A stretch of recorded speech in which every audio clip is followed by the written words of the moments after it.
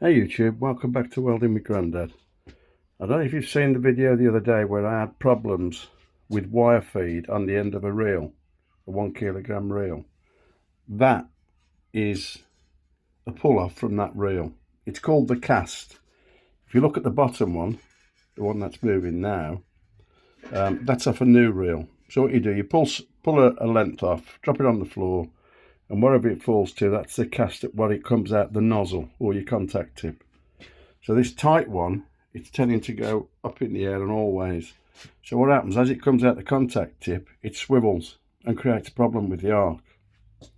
So that's abuse. Happy welding.